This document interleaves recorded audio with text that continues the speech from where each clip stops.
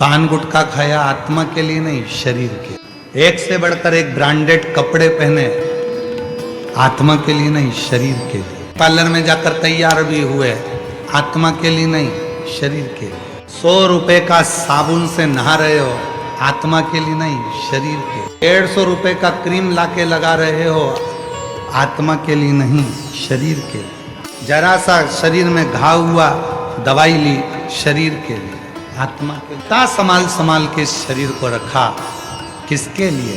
शमशान के लिए। किसके लिए? इस शरीर को उस शिव तक लेकर जाने, इस शरीर को शमशान तक ले जाने के लिए बहुत कुछ किया। एक निवेदन इस व्यासपीठ से करूं संपूर्ण जगत को, संपूर्ण शिव के श्रोताओं को, भगवान शंकर के भक्तों को, कि इस शरीर को शमशान तक ले जाने के लिए बहुत प्रयास किया। बादाम खिलाई, काजू खिलाया, भोजन कराया, चाउमीन, बर्गर, पिज़्ज़ा, बड़ा पाव, रोटी, सब्जी सब खिलाया। इस शरीर को खूब मजबूत बनाया। आखिरी में ये शरीर शमशान तक गया। निवेदन है, शरीर शमशान तक जाए उससे पहले इस आत्मा को परमात्मा तक भेजने का प्रयास करें। आत्मा परमात्मा, और जिस दिन ये आत्मा परमात्मा तक जाने का प्रयास करेगी, उस दिन शरीर तुम्हारा कैसा भी हो, शिव उसको स्वीकार कर। आवाज़ नहीं जा रही है भाई, आप लोगों को बोल दिया 2 बार 3 बार उधर पीछे, आवाज़ बढ़ाइए। शरीर कैसा, शिव शरीर नहीं देख रहे हैं, शिव आत्मा, तुम्हारा चित्त, तुम्हारा मन, तुम्हारे विचार, तुम्हारी सोच देख रहे हैं। शिव जी ने जब माता पार्वती को अपनी अर्धांगिनी बनाने का निर्णय लिया था, पार्वती जी सुंदर नहीं दिख रही थी। एक लड़का लड़की को देखने के लिए जाता है तो लड़की सबसे पहले तैयार होकर आती है, फिर लड़के के सामने जाती है, ससुराल वालों के सामने जाती है, क्योंकि उसको शादी पक्की कराना। पर पूरी दुनिया का पहला संबंध था, पूरी दुनिया की पहली शादी थी, जिसमें शंकर भगवान पार्वती जी को जब पहली बार पसंद करने के लिए जा रहे हैं, तब पार्वती कोई पार्लर में नहीं गई है, कोई श्रृंगार नहीं किया है। पार्वती जी सूखे पत्ते खाती खाती खाती खाती, तप करती करती पूरा शरीर काला पड़ गया था। हड्डी हड्डी नजर आ रही थी, मांस तो दिख ही नहीं रहा था। शरीर का पूरा शिथिल हो गया था, पूरा शरीर काला पड़ गया था। माँ पार्वती का नाम अर्पणा हो गया था, और अर्पणा मतलब पूरा शरीर सूखे हुए पत्ते की तरह हो गया, पूरा शरीर सूखा पत्ता। अब भगवान शिव अगर पार्वती जी से विवाह करना चाह रहे हैं, तो पार्वती को तो सुंदर होना चाहिए था, पार्वती को तो सुंदर स्वरूप धारण करना था, पार्वती को तो अच्छा दिखना था। पर पार्वती जी सुंदर नहीं दिख रही हैं, पार्वती जी सूखे पत्ते की तरह अर्पणा हो गई। और यही शिव है। शंकर भगवान तुम्हारी सुंदरता नहीं देखते, शंकर भगवान तुम्हारा स्वरूप नहीं देखते, शंकर भगवान तुम्हारा कपड़ा नहीं देखते, शंकर भगवान तुम्हारे आभूषण नहीं देखते।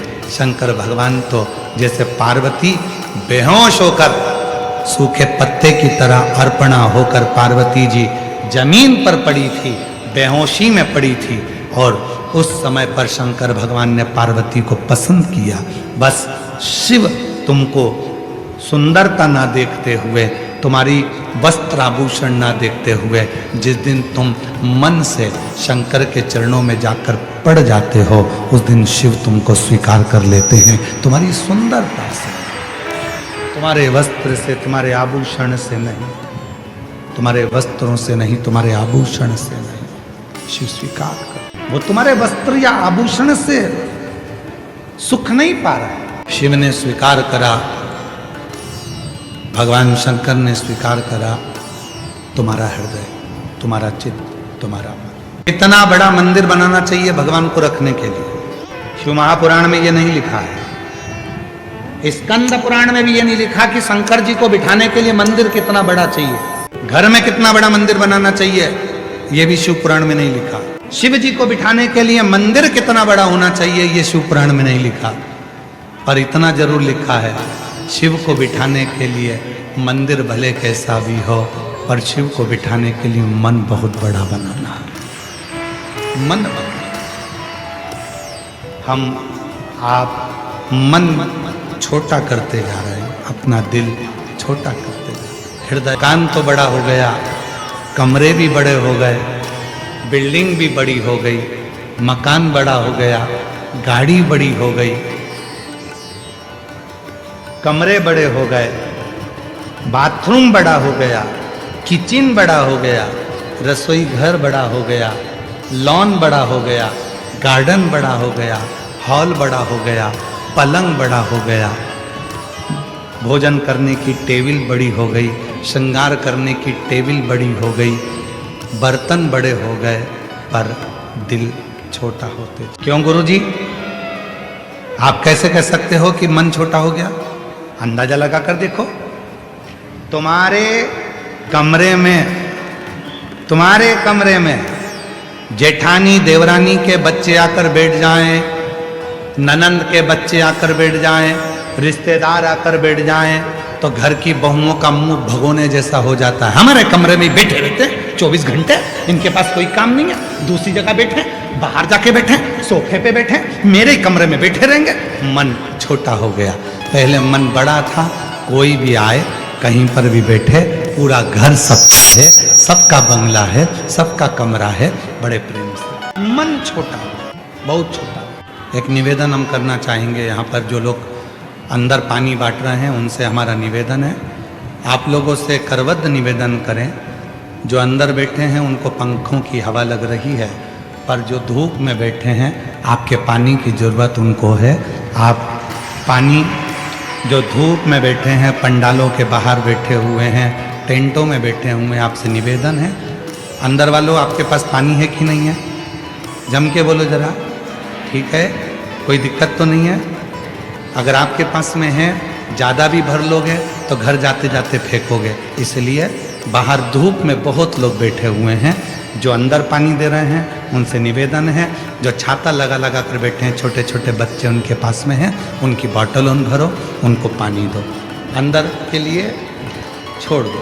मन और मसान तो कभी नहीं भराता, कोई ला कर देगा तो तुम अपनी बॉटल दे ही दोगे, और भी भर दो, लो भले वो आधी से ज़्यादा भरी है पर और डाल दो, क्योंकि मन नहीं भराता ना, वो रान दो, वो रान दो, वो रान दो, ये मन तो भराता नहीं। शिव कथा कर, भगवान शंकर का चरित्र कह रहा, मन छोटा होता गया, मकान बड़ा होता गया, घर बढ़ता गया, गाड़ी भी बड़ी हो गई, पर मन छोटा हो गया। घर का एक सदस्य अगर कहीं जा रहा है और दूसरे सदस्य ने कह दिया कि मुझे भी वहां तक छोड़ देना, तो मन में आएगा हम जाएंगे तभी आना है इनको साथ में, बाद में चली जाना, बाद में पहुंच जाना, पर हमारे साथ ही पीछे लगना है ना, मतलब मन छोटा हो गया। और शिव महापुराण की कथा कर रही है, अपने मन को बहुत बड़ा बना। मेरे भोले तेरा सहारा है, मेरे भोले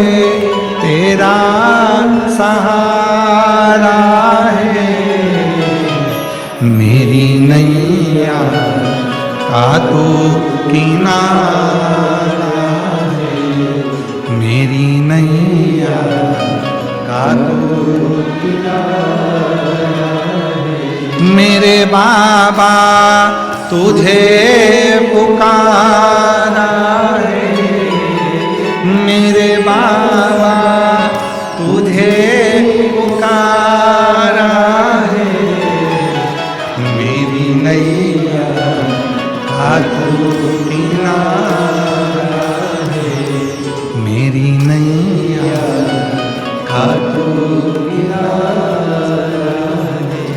मन को बड़ा बना, मन। एक संवाद आया है बड़ा सुंदर शिव महापुराण का, चंद्रशेखर चंद्रमौली शिव महापुराण की कथा जो भूसावल में चल रही है, उसका बड़ा सुंदर एक संवाद है। एक बार माँ आद्य शक्ति, माँ दुर्गा, माँ भवानी, माँ पार्वती जी शिव जी के साथ में 12 ज्योतिर्लिंग का भ्रमण करने चले। भगवान ओघड़दानी के साथ में भगवान शंकर के साथ, और शिव जी के साथ में माँ आद्य शक्ति, माँ जगतजननी दुर्गा भवानी जब 12 ज्योतिर्लिंग का स्मरण करने के लिए महाकाल वन में गई, महाकाल वन में जाने के बाद में फिर नंदन वन में गई और भ्रमण करते करते करते करते जब माता पार्वती जी नंदन वन में पहुंची, काशी में पहुंची, और काशी में पहुंचने के बाद में माँ आद्य शक्ति दुर्गा भवानी माँ गंगा के तट पर बैठी और बैठने के बाद में कुछ देर बाद माँ आद्य शक्ति माँ पार्वती का ध्यान चंद्रमा की, माता पार्वती का ध्यान गया चंद्रमा की। एक टकटकी लगाकर माँ पार्वती जी चंद्रमा को देख रही थी। हमने पहले भी कथा में कहा है, जब शरीर में यदि कोई काया का रोग हो जाता है, शरीर में कोई चर्म रोग हो जाता है, कोई काया सफ़ेद पड़ गई, कोई चमड़ी काली पड़ गई, कहीं दाग पड़ गया, और वो काया का रोग यदि मिटता नहीं है तो हमने पहले भी एक बार कहा था, फिर कहते हैं, जैसे हरी दूबा होती है, दूब देखिए आप लोगों ने, जम के बोलो जरा, दूबा देखिए गणेश जी को चढ़ती है, क्या बोलते हैं उसको? दूब, दुर्वा। तो जो दुर्वा होती है, जैसे बगीचे में दुर्वा लगी होती है, वैसे ही बगीचे में दुर्वा के साथ में जब दुर्वा लगती है तो उसी के साथ एक सफेद कलर की दुर्वा भी होती है, एक सफेद दुर्वा भी होती है। यदि शरीर में कोई चर्म का रोग हो गया, कहीं घाव पड़ गया, वो सूख नहीं रहा, कोई चमड़ी का रोग पड़ जाता है, कोई चर्म रोग पड़ जाता है, तो भगवान शंकर को सोमवार की अष्टमी के दिन दुर्वा चढ़ाई जाती है, और वो सफ़ेद दुर्वा को उठाकर चंद्रमा की रोशनी में, जब चंद्रमा को एक टकटकी देखते हुए उस चंद्रमा की रोशनी में उस दुर्वा को चबा चबा कर यदि खाया जाए तो शरीर का कैसा भी रोग होता है चर्म का, वो धीरे धीरे समाप्त होना प्रारंभ हो जाता है। वो चमड़ी का रोग धीरे धीरे धीरे धीरे समाप्त हो जाता है। पार्वती जी का ध्यान चंद्रमा की ओर, और माँ जगत जननी अम्बा जगदम्बा जगत धात्री माँ दुर्गा पार्वती मैया चंद्रमा को देख रहे। देखते देखते थोड़ी देर बाद चंद्रमा छुप रहा है, फिर सामने आया, फिर छुप रहा है, फिर सामने आया। तो भगवान देवादित्य महादेव को हंसी आ गई और भगवान शिव ठाका लगाकर हंस दिए। ध्यान नहीं गया, पार्वती जी को लगा भगवान भोलेनाथ तो केवल मुस्कुरा रहे हैं, ना जाने क्यों हंसने बैठे। थोड़ी देर बाद माँ पार्वती जी का ध्यान फिर चंद्रमा की ओर गया और चंद्रमा फिर सामने आ रहा है, फिर ओझल हो रहा है, फिर सामने आ रहा है, फिर ओझल हो रहा है। इतने में शिव जी फिर हंस दिए वापिस, भगवान शंकर फिर मुस्कुरा दिए। पार्वती जी से अब रहा नहीं गया और माता पार्वती जी ने पूछा, बाबा एक बात कहेंगे प्रभु? शिव जी ने पूछा, क्या? मैं चंद्रमा को देख रही हूं, चंद्रमा को मैं एक केंद्रित होकर देख रही हूं, एक टकटकी लगाकर देख रही हूं, और चंद्रमा बीच बीच में ओझल हो जाता है, और आप मुझे देखकर, चंद्रमा को देखकर मुस्कुरा रहे हो, हंस रहे हो, ठाका लगा रहे हो। शिव जी ने कहा, पार्वती मेरे हंसने का केवल एक कारण है, ये चंद्रमा जिसको तू देख रही है और जो ओझल हो रहा है, ये चंद्रमा ओझल नहीं होता, पर इस चंद्रमा के भीतर थोड़ा सा अभिमान प्रकट हो गया, इस चंद्रमा के भीतर थोड़ी सी अभिमत्ता प्रकट हो गई, और वो अभिमान, वो अभिमत्ता कोई साधारण नहीं है। तो पार्वती जी ने कहा, आप तो सबके मन की बात को जानते हो, आपको तो लोग मनसा महादेव कहते हैं। शिव जी का एक नाम है मनसा महादेव, जम के बोलो कौन सा नाम है? मनसा महादेव। शिव जी का एक नाम मनसा महादेव भी है। मनसा महादेव से मतलब